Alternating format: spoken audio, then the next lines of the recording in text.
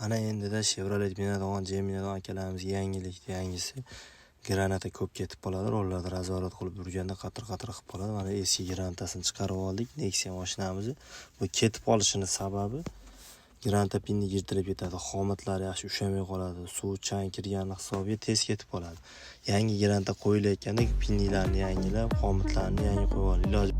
Mana sizlarga hozir qo'yilish jarayonini ko'rsatib o'tganmiz. Mana shu yangi granata hozir buni o'zini litoli bo'ladi, spisani o'sha litoldan nima qilinadi? Stopper esdan chiqib qolmasin. Stopperni qo'ymasangiz tushaveradi-yu.